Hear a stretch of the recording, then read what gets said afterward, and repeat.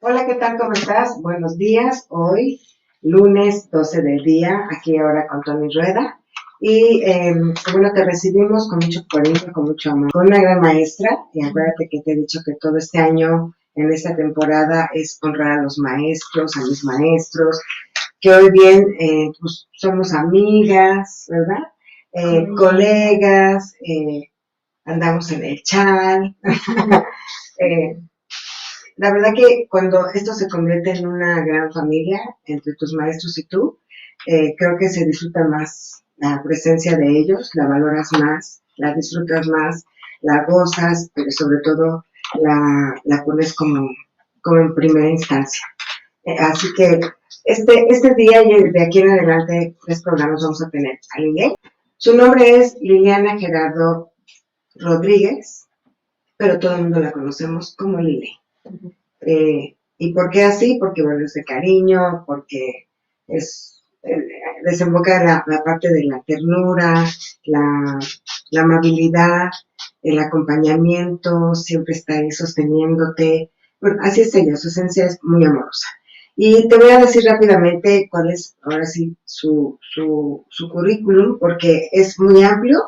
Me voy a permitir hacerlo un poquito pequeño, pero es larguísimo. En educación, bueno, tiene la licenciatura en estudios latinoamericanos en la UNAM. Del 2006 al 2010 es coach ontológico certificado por Ideal Coaching México en la Madi Academy en el 2019. Máster en Ecología Emocional 2020-22, certificación de coaching de fortalezas Gallup 2022. Es que es enorme y tiene un gran desarrollo, un gran potencial. Ha trabajado para el gobierno, ha hecho proyectos importantísimos para el gobierno y para muchas instituciones que requieren de sus servicios, precisamente por su gran preparación, porque ha ocupado puestos de coordinación, de líder de proyectos, de centro de apoyo a la investigación. Híjole, Lile, es que estás en la Cámara Nacional de la Industria de la Transformación, Canacintra, en Casa de los Derechos de Periodistas, Instituto Nacional Electoral, o sea, imagínate. Y también, pues, orgullosamente representa la cultura náhuatl a nivel Latinoamérica. Y ahorita te acaban de distinguir con un nuevo nombramiento dentro de la asociación, ¿sí? Con un nombramiento bastante importante para ella, justo dado por su gran labor, desarrollo, conocimiento y compromiso. Muchas gracias. Bienvenida, Luisita. A ver si no nos aburrimos. Entonces, fíjate, ya sabes que este programa empieza con tu Aquito ahora. Entonces me gustaría que nos hicieras ahorita aquí para... Ya ando muy sentimental porque ya te vas a mudar, entonces de aquí mi ahora es pues disfrutar mucho de esta cercanía, de esta relación que tenemos, de este vínculo y de que estamos a minutos para poder vernos. Sé que nos vamos a seguir viendo, pero ya no vamos a ser vecinas, entonces pues mi aquí mi ahora es disfrutar de este momento contigo, Tony, y estoy muy agradecida por este camino que hemos transcurrido juntas y bueno, pues estoy ando muy sentimental con el tema. Y ya me mudas. Ya sabes que tienes 2 casas aquí, ¿verdad? Así que, bueno, aquí mi ahora es estar como muy presente con todos, en específico con mis invitados, mis invitadas, porque, como tú sabes, para mí es muy importante honrarlos y decir, wow, qué privilegio y qué honor tener a personas como tú en este camino de vida y por coincidir. Gracias. Pero no nada más conmigo, ¿sabes? Sino con mis hijos, porque tú sabes lo importante que es para ellos. Ay, muchas gracias. Muy afortunada. Muchas gracias. Sí, la verdad que sí. Y bueno, hoy vamos a hablar de un tema importante. Fíjate, vamos a hablar del tema de apegos, pero no como lo conoces, sino va a ser a nivel científico, ¿sí? ¿Por qué? Porque vamos a hablar un poco, bueno, Lile va a hablar un poco de la parte, cómo participa el cerebro en todo esto, desde qué lugar, etcétera, etcétera. Y bueno, yo te preguntaría, ¿cuál es la parte científica de conocer esta parte donde se ligan los apegos con la parte científica, Lili? Muchas gracias, Tony.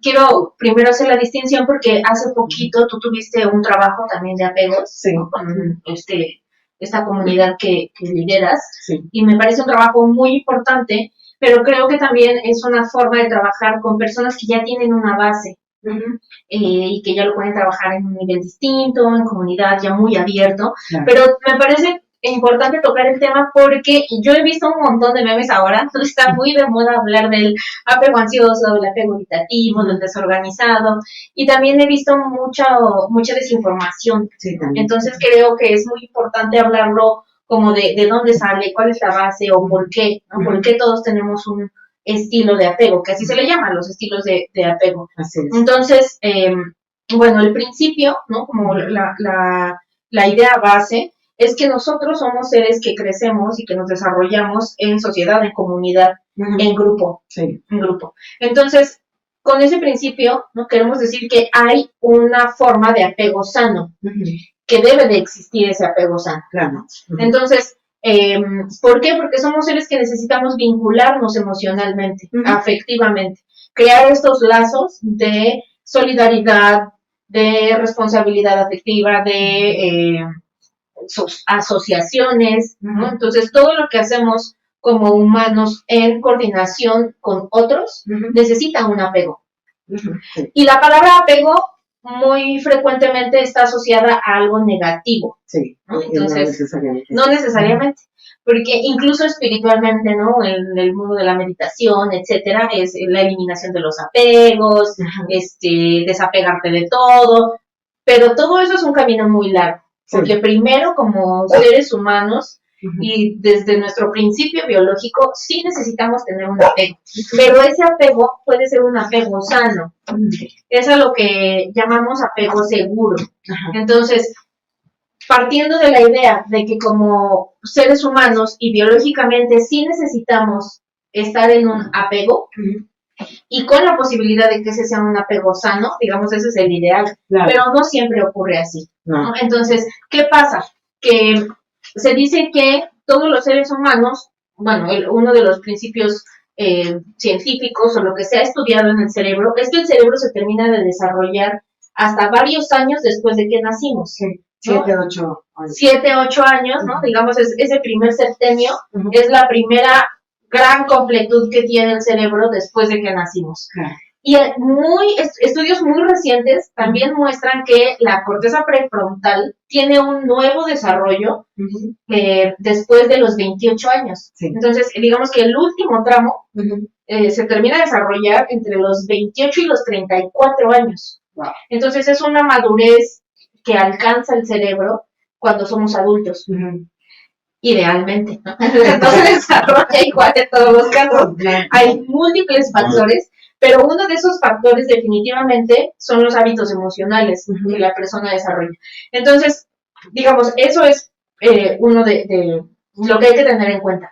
Y en esos 7 años hay otra premisa, y es que tenemos un cuidador o un grupo de cuidadores primarios, ¿no? Nuestros cuidadores principales o nuestro cuidador o cuidadora principal. No necesariamente tiene que ser tu mamá, ¿no? O sea, hay personas que maternan y paternan y no necesariamente siempre es la mamá. Tu maestra, la amiga, no sé. Sí, o la familia, ¿no? Sí, o sea, todo ese de paternidad compartido que crea un niño o sí una sola persona. Claro. Entonces, la relación con ese cuidador primario es principalmente lo que va a marcar el tipo de apego que esa persona va a desarrollar. Entonces, digamos, miremos 2 escenarios. Un primer escenario es donde la relación y el vínculo con ese cuidador o cuidadora primario o primaria es un apego seguro. O sea, ¿qué quiere decir esto? Porque se sienten seguros. Exactamente. Hay confianza. Hay confianza. El niño o la niña se siente visto, cuidado, que ese cuidado no es intermitente, es que es permanente, que si algo ocurre sabe a dónde acudir, etcétera. Entonces, no hay miedo, no hay nada de qué cuidarse, definitivamente. Digamos que el principal miedo que pudiera haber en ese sentido es que ese cuidado dejara de estar o dejara de existir. Exactamente. Entonces, cuando un niño tiene la confianza de que puede regresar y que ese espacio existe, que su cuidador va a estar ahí cuando se le necesite y que no tiene este temor de que va a dejar de estar, es ahí cuando decimos se desarrolla un espacio seguro.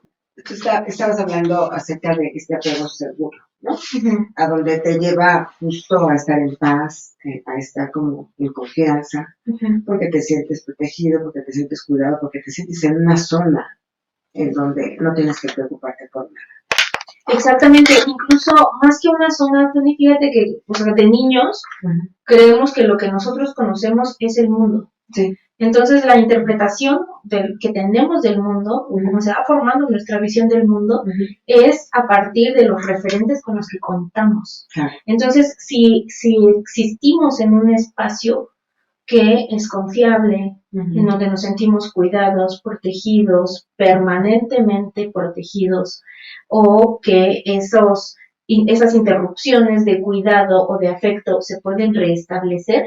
Entonces el mundo, la interpretación que tenemos del mundo es que es un lugar seguro, en donde podemos desenvolvernos, abrirnos, confiar, ser auténticos, compartir, entregarnos, crear lazos de intimidad, de amistad, ¿no? Decías hace rato tú. Entonces, incluso mucho antes que pensar en el tema de parejas, amor, etcétera, simplemente es cómo nos vinculamos con seres que no conocemos. Claro.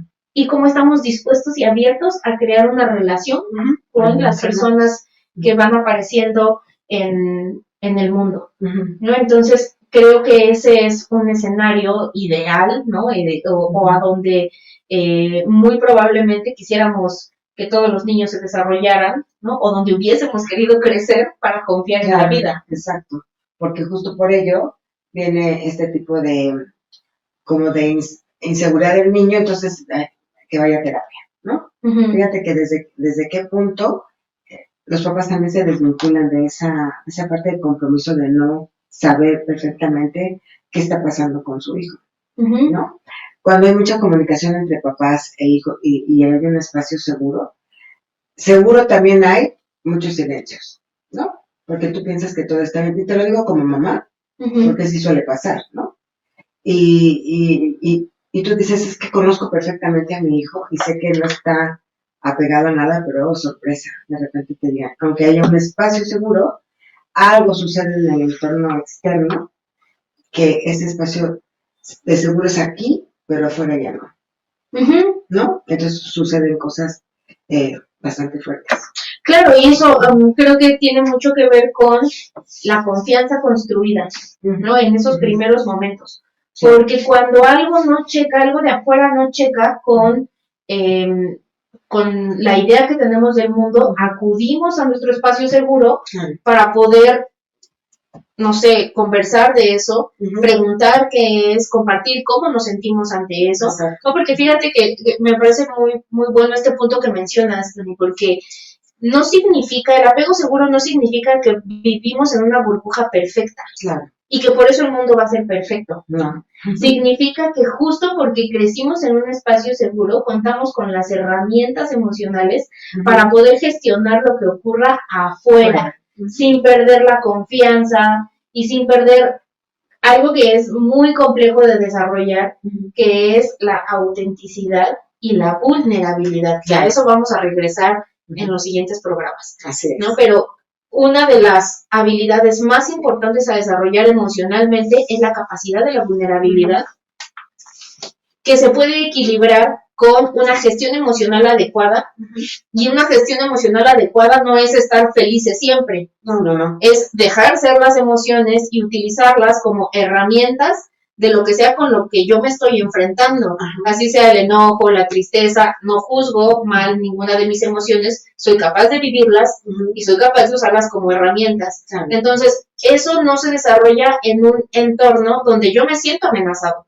Yo voy a tener mucho más confianza de experimentar mis emociones en un entorno donde confío. Claro. Entonces, el apego seguro no quiere decir que se eliminan los riesgos o que todo es perfecto.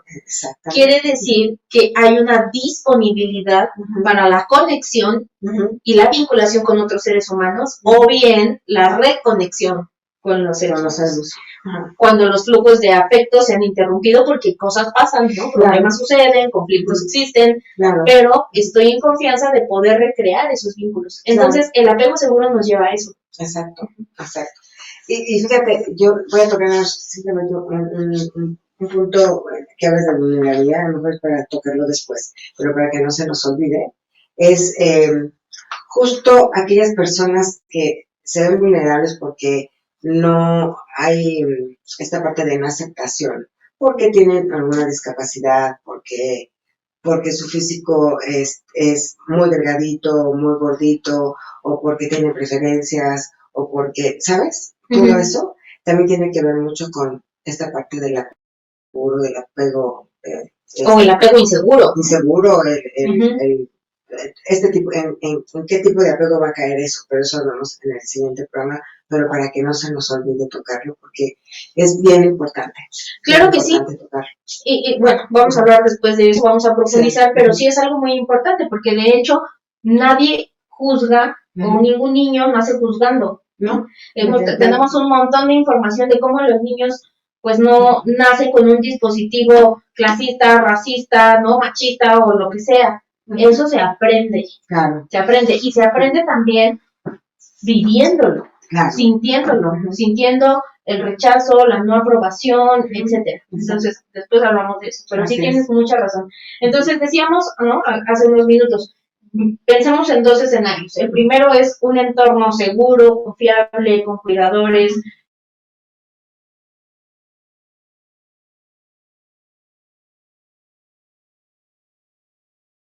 que desarrolla apego inseguro.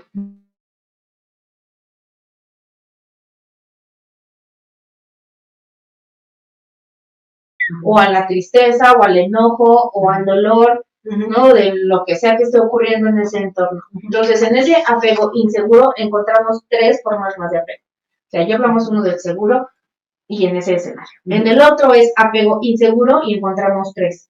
El primero es el apego ansioso ambivalente. ¿Y qué es este apego ansioso ambivalente? Pues ante la ausencia del cuidado o del riesgo en el que yo me percibo en ese entorno no seguro, entonces empiezo a querer el cuidado, a pedirlo, pero no a pedirlo con palabras, sino con acciones. Con o regulado, ¿sabes? Como de, oye, que me haces falta. Claro que no, porque un niño no tiene ese lenguaje ni esas herramientas. Es como con reacciones, ¿no? Incluso con rebeldía, llamando la atención. Pues este no es con rebeldía, este sí es con llamando la atención o haciendo berrinche, ¿no? O necesitando, ¿no? Exacto. Necesitando y como esos niños que les da mucho miedo separarse de las personas en las que confían y les genera miedo, ansiedad, angustia, tristeza y entonces necesitan con ansiedad estar cerca de alguien, que no es el mismo que el apego seguro, porque un niño con apego seguro se va a jugar fácilmente, conoce a otros, se desapega de su cuidador porque sabe que en el momento en el que regrese ahí va a estar, pero un niño que no tiene la certeza de que va a continuar con ese cuidado, entonces se apega ansiosamente. Y ese apego ansioso entonces marca una forma de relacionarme con nosotros, con los que yo creo que amo, o con los que creo que me aman o deberían amarme, y entonces pues me vuelvo una persona que quiere controlar, que quiere estar encima, ¿no? Que no puede perder de vista, ¿no? Y eso a largo plazo, por ejemplo, se ve reflejado en personas muy celosas. Sí. Por ejemplo. Tóxicas.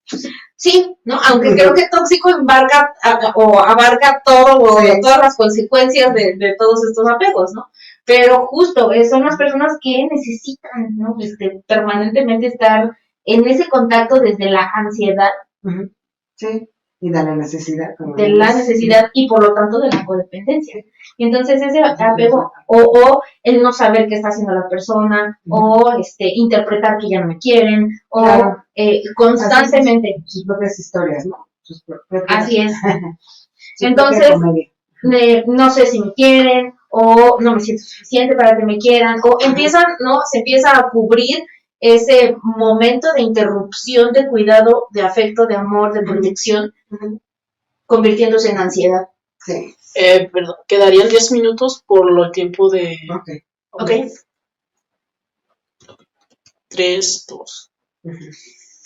El segundo de estos apegos en inseguridad es el evitativo. Ajá. Entonces, fíjense cómo hay extremos en esta inseguridad. El ansioso que necesita estar encima, ¿no? De los otros, o que los otros estén encima, con demasiado vínculo, ¿no? Sin espacio. Uh-huh. Sí, sí, sí. El evitativo, por el contrario, es el que, ¿no? Ajá. Espérame tantito. No te quiero. Sí. No, o sea, sí te quiero, pero no te quiero cerca. Uh-huh.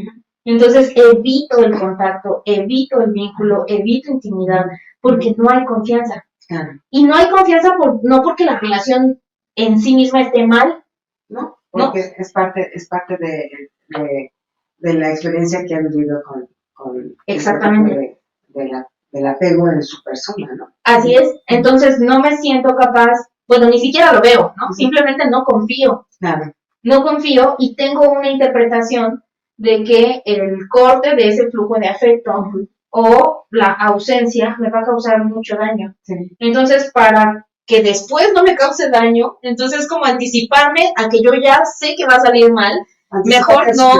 Ajá, me anticipo al sufrimiento, sé que va a salir mal, sé que creo, ¿no? Creo que, pero lo tomo como una verdad. Entonces sí quiero la relación, pero no sé cómo estar en la relación. No sé cómo estar, no sé cómo quedarme, no sé cómo dejar que el otro o la otra se acerque. Y yo no tengo esa capacidad de entrega, de apertura. Entonces evito, ¿no? Evito. Entonces, pues, genera mucho sufrimiento, porque por naturaleza sí requerimos estar vinculados a otros. Pero no sé cómo hacerlo, entonces evito. Y algo que viene es mucha soledad. Mucha soledad o incluso cuando hay una relación importante o ya hay un vínculo que existe, es el tipo de personas que desaparecen o que ignoran al otro. Exacto. Entonces, intencionalmente ignoran, intencionalmente desaparecen. Y hay un montón de formas ahora que están de moda para nombrarle a esos comportamientos en las relaciones, pero principalmente tiene que ver con que la persona ha desarrollado un apego en el que evita la intimidad y evita la transferencia de ese afecto. Claro. Entonces, eso no quiere decir que sea algo que hace sentir bien a la persona, porque generalmente la persona que ejecuta esas acciones también sufre. Claro. Es como, por ejemplo, si tú estuvieras en ese entorno y quiero acercarme y te doy un abrazo, tú te pones tensa y no recibes el abrazo. No lo recibes. Y no permites que yo te abrace. Entonces, si te volteas para acá conmigo, te digo, pues sale un rechazo, no quiere, yo también hago mi historia. Así es. Porque no le pregunto, porque exactamente no voy al punto de saber qué es evitativo y por qué. Yo no lo sé. Porque no lo sabemos. Incluso, fíjate, esto que dices es súper interesante porque por ahí hay un dicho, ¿no? Y dice, no se relacionan las personas y lo que quieren y sus propósitos, se relacionan las patologías o los apegos. Entonces, imagínate tú una relación entre un evitativo y un ansioso. ¿No? El ansioso va a estar como, sí quiero el vínculo, pero no te me acerques tanto, pero mejor te voy a ignorar porque ya me siento muy involucrado o muy enamorado y me va a doler, entonces para que no me duela tanto, empiezo a sabotear la relación y a evitar el contacto. Y por el otro lado, el ansioso, que necesita, entonces se siente ignorado, no querido, insuficiente, entran muchas cosas. Mucho conflicto. Entonces, eso, y generalmente no sabemos cuál es el apego en el que vivimos. Exacto. Entonces, simplemente actuamos con esos, que es algo bien trillado, ¿no? Los mecanismos de defensa, pero en efecto, cada apego no seguro tiene mecanismos de defensa que van a lastimar a los otros sin la intención clara de hacer daño, simplemente para defenderse. Exacto. Entonces, ese es otro, ¿no? Muy distinto, el ansioso y el evitativo. ¿Y el tercero sería? Y el tercero de estos apegos en inseguridad es el desorganizado, que sigue siendo una respuesta primariamente a la angustia que me genera un entorno en donde yo no me siento cuidado, querido. Y entonces, ¿qué es el desorganizado? La mezcla de todos los anteriores. Entonces, a veces voy a estar en ansiedad, necesidad y codependencia, y a veces voy a estar en evitar el vínculo y el afecto, la conexión, y a veces me voy a sentir seguro, ¿no? La minoría de las veces, pero, o las menos veces, pero el desorganizado entonces, por tiempos, por situaciones, por eventos eventualmente será evitativo, eventualmente será ansioso, y no se entiende la persona a sí misma. Entonces es una relación, tiende a crear relaciones muy caóticas. Claro. La persona tiende a ser muy caótica. Sí, porque ahí entra la parte de, será, cuando tienen esta parte de, será bipolar. Ah, sí. ¿No? O sea, se le puede llamar de muchas formas, ¿no? Ajá. Pero el punto es que a veces va a haber inconsistencia. Va a haber inconsistencia, va a haber incoherencia, incongruencia, los otros no te entienden, ni tú mismo te entiendes, y genera mucha frustración. Es otro apego que genera mucho dolor, mucha tristeza, y daña las relaciones, porque tampoco la persona tiene claridad de por qué hace lo que hace. Claro. Entonces, este es otro apego que daña mucho las relaciones. En general, ¿no? Nos dañamos a nosotros mismos. Y en estos dos escenarios, tanto seguro como inseguro, va a haber formas de experimentar el transcurso del tiempo y de la vida y de las relaciones y de lo que se va logrando mientras se crece y lo que no. Claro. Y también la persona va formando creencias de sí mismo y del mundo, o más bien las va reforzando. Ajá. Porque esa idea primaria de lo que generó el estilo, la forma de apego, se va a reforzar. Claro. Entonces, ¿qué ocurre? En escenarios de apego seguro, la persona va a generar resiliencia, ¿no? Que es un término que se ha puesto muy de moda también. Y ¿no? qué bueno que se ha puesto de moda. Pero esta respuesta resiliente, pues es la capacidad, justo si lo podemos resumir, de, a pesar de que hay escenarios no favorables, hay empatía, hay aprendizaje y hay la posibilidad de reconexión afectiva, ¿no? Gestión emocional, etcétera. Y en el otro escenario de apego inseguro, donde están la ansiedad, el apego ansioso, el apego evitativo y el desorganizado, vamos a generar resistencia. Entonces, esta forma de la resistencia no lo menciono desde una perspectiva positiva, sino desde una perspectiva donde la persona comienza a generar, pues digamos, una rigidez, poca flexibilidad, control, ¿no? Se interpreta que el mundo es un escenario doloroso, difícil, amenazante.